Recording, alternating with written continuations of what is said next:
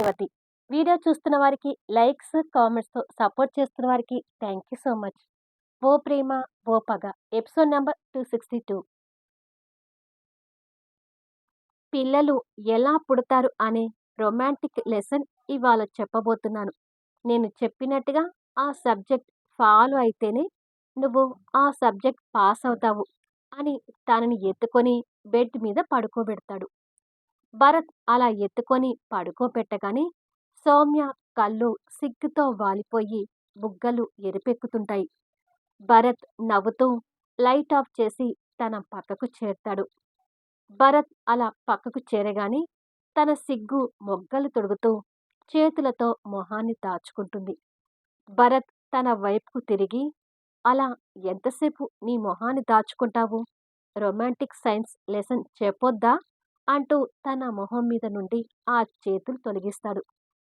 ఓ బావా, science lesson చెప్తాను అని నా పక్కన పడుకున్నావు అంటూ సిగ్గుపడుతూనే భరత్ కౌగిట్లోకి దూరిపోయింది. భరత్ తన చుట్టూ చేయి వేసి, చెప్పనని అనడం లేదు కదా, ఇవాళ నైట్ మొత్తం రొమాంటిక్ లెసన్తోనే నీ క్లాస్ అయిపోతుంది అని తన్ని వెల్లికలిగా పడుకోబెట్టి తన మీదకి చేరిపోతాడు. భరత్ అలా మీదికొచ్చేసరికి తన శరీరం జల్లుమనగా బెడ్ మీద అలంకరించిన మల్లెల పరిమళాలు వాళ్ళ ఇద్దరినీ కోరికల మత్తులోకి తీసుకెళ్తుంటాయి. రొమాంటిక్ లెసన్‌లో ముందు ఇలాగే మీదికొస్తారు అని మొదలు పెడుతుంటే సౌమ్య సిగ్గుపడుతూనే మీద పడుకున్న భరత్ చుట్టూ చేతులు వేసి, అవునా అని అంటుంది. అవును, ఇలా మీదకి చేరిపోయి ఆ తర్వాత ముద్దు పెట్టుకోవటం దగ్గర నుంచి రొమాంటిక్ లెసన్ స్టార్ట్ అవుతుంది అని చెప్పి సున్నితంగా అతని పెదవులతో తన పెదవులను ముడివేస్తాడు. మొదటిసారి వారి తొలి ముద్దుకు శ్రీకారం చుడుతూ ఇద్దరి పెదవులు జతగా మారేసరికి ఇద్దరి హృదయ స్పందనలు వేగం పెరుగుతూ ఇద్దరి అధరాలు ఇంకా లోతుగా పెనవేసుకొని పోతుంటాయి. ఇద్దరి మధ్య గాలి కూడా చొరబడనంతగా దగ్గరగా హత్తుకొని ఉండిపోయి ప్రేమతో పెదవుల ఆలింగనం చేసుకుంటున్నారు. తొలి ముద్దులో ఉండే తీయదనం ఇద్దరూ ఆస్వాదిస్తూ పెనవేసుకొని పోయారు.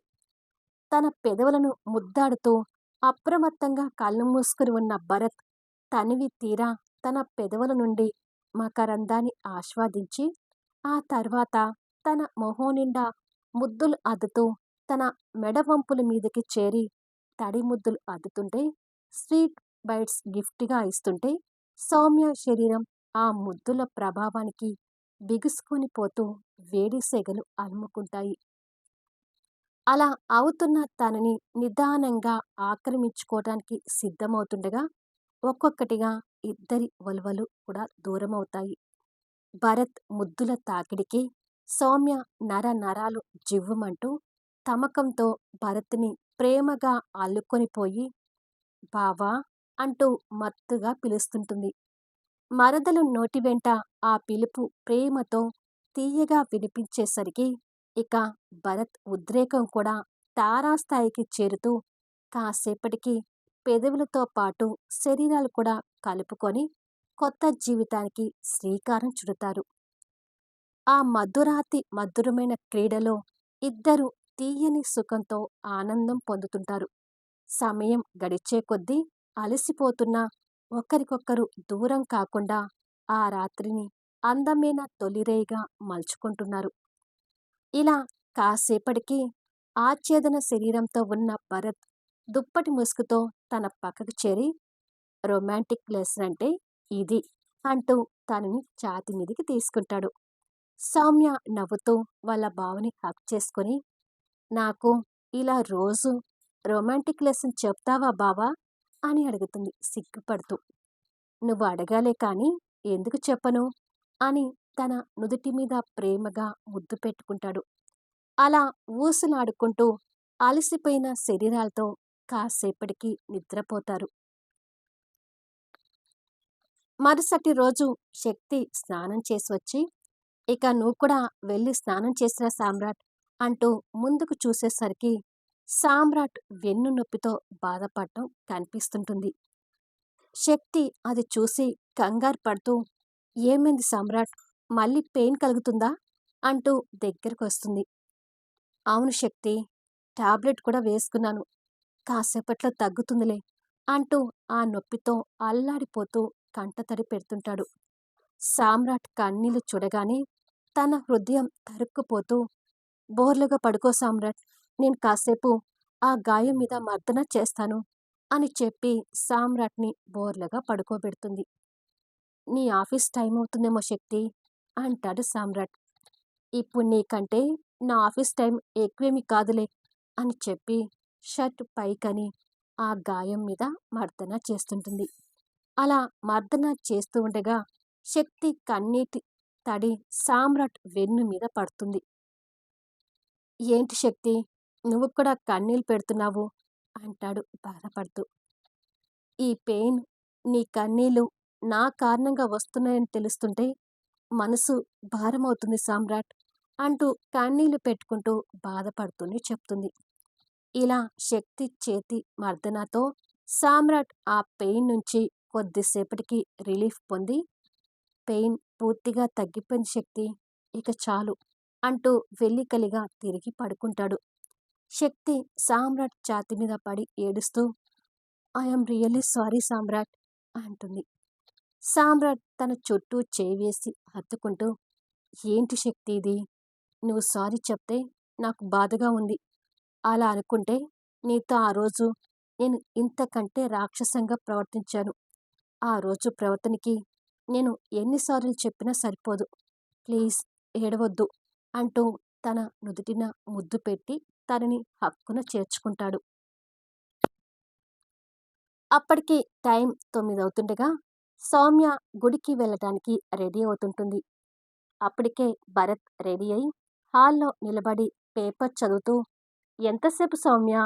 గుడిలో దర్శనం చేసుకొని నేను మళ్ళీ ఆఫీస్‌కి వెళ్ళాలి" అంటూ కేకలు వేస్తుంటాడు. "వస్తున్నాను బావా" అంటూ సౌమ్య రెడీ అయి బయటికొచ్చేసరికి పని మనిషి పూల సజ్జలో కొబ్బరికాయ, పూలు, పండ్లు పెట్టుకొని తీసుకొచ్చి, "ఇదిగోండమ్మా, మీరు అడిగినవి సిద్ధం చేశాను" అని చెప్తుంది. సౌమ్య సంతోషంగా వాటిని తీసుకొని, "వంట నేనొచ్చాక చేస్తానులే, నువ్వేమీ చేయకు" అంటుంది. "ఎందుకమ్మా, నేను చేస్తానులేండి" అంటుంది ఆవిడ. "ఏమీ వద్దు. ఇక నుండి మా బావకు నేనే స్వయంగా వంట చేసి పెడతాను" అంటుంది నవ్వుతూ. "నా భార్య చేతి వంట తినాలని నాకు కూడా ఆశగా ఉందిలే. తననే వంట చేయనివ్వు" అంటాడు భరత్. "సరే సార్" అంటుంది పని మనిషి నవ్వుతూ. సౌమ్య చిరునవ్వుతో భరత్ దగ్గరికి వెళ్ళి, "ఇక వెళ్దామా బావా" అని అడుగుతుంది. "పద" అంటూ ప్రేమగా తన భుజం చుట్టూ చేయి వేసి తీసుకుని వెళ్తుంటాడు. వారి ఇద్దరి మధ్య కార్యం జరిగిందనే విషయం పని మనిషికి కూడా తెలిసి సంతోషపడుతూ రత్నప్రభకు కాల్ చేస్తుంటుంది.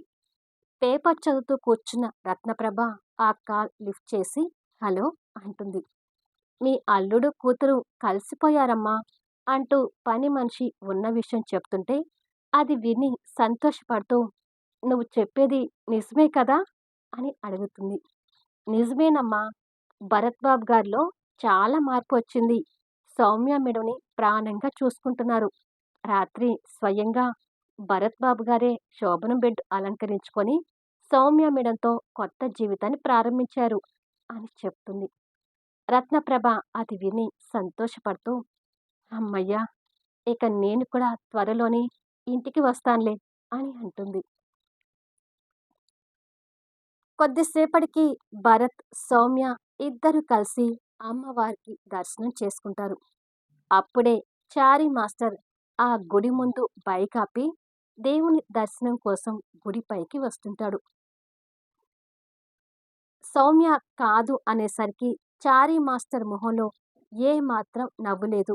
ఏదో కోల్పోయిన వాడిలాగా బాధగా స్టెప్స్ ఎక్కి గుడికి వస్తుంటాడు. "సౌమ్య నామధేస్య, భరత్ నామధేస్య" అంటూ మంత్రాలు చారీ మాస్టర్‌కి వినిపిస్తుంటాయి. సౌమ్య పేరు విని చారీ మాస్టర్ సంతోషపడుతూ, "సౌమ్య కూడా గుడికి వచ్చిందా" అని అనుకొని తనని చూడటం కోసం ఆతృతగా గుడి లోపలికి అడుగుపెడతాడు. అమ్మవారి ముందు సౌమ్య పక్కన భరత్‌ని చూసి ఒక్కసారిగా షాకవుతుంటాడు. భరత్, సౌమ్య కళ్ళు మూసుకొని అమ్మవారి భక్తిలో ఉండగా, చారీ మాస్టర్ వాళ్ళిద్దరి వైపు ఆశ్చర్యంగా చూస్తుంటాడు. పంతులు గారు మంత్రాలు చదవటం అయిపోయేసరికి ఇద్దరూ కళ్ళు తెరిచి అమ్మవారిని మొక్కుతుంటారు. వాళ్ళు కళ్ళు తెరవగానే చారీ మాస్టర్ వాళ్ళకి కనపడకుండా పక్కకు తప్పుకొని, సౌమ్య హస్బెండ్ ఈ భరత్ గారా అని అనుకొని, భరత్ ఫస్ట్ పరిచయం నుంచి మొదలు భరత్ సౌమ్య గురించి ఎలా మాట్లాడింది అంతా గుర్తు తెచ్చుకొని, ఓహ్ గాడ్ అని అనుకుంటాడు. పూజారి గారు ఇక్కడ సౌమ్య, భరత్‌కి తీర్థ ప్రసాదాలు అందిస్తుంటే, సౌమ్యతో పాటు భరత్ కూడా ప్రసాదం తీసుకొని, పూజారి గారు, మా పెళ్ళయ్యి చాలా రోజులైనా మా జీవితాన్ని మొదలుపెట్టింది మాత్రం నిన్నటి నుండే. నా భార్యను నేను పూర్తిగా అర్థం చేసుకోలేక తనని బాధపెడుతూ వచ్చాను. కానీ ఇకపై మా దాంపత్య జీవితంలో ఎలాంటి అడ్డంకులు రాకుండా మా జీవితాలు పిల్లా పాపలతో సంతోషంగా సాగిపోవాలని మమ్మల్ని ఆశీర్వదించండి అని పూజారి గారి కాళ్ళు మొక్కుతుంటే, భరత్‌తో పాటు సౌమ్య కూడా పూజారి గారి కాళ్ళు మొక్కుతుంది. చారీ మాస్టర్ చాటుగా నిలబడి భరత్ మాటలు వింటూ అదంతా చూస్తుంటాడు. ఆ అమ్మవారి ఆశీస్సులు మీ మీద ఉండి, మీ కోరికలు, ఆశలు దిగ్విజయంగా నెరవేరాలమ్మా అంటూ పూజారి గారు ఆ దంపతుల్ని ఆశీర్వదిస్తారు.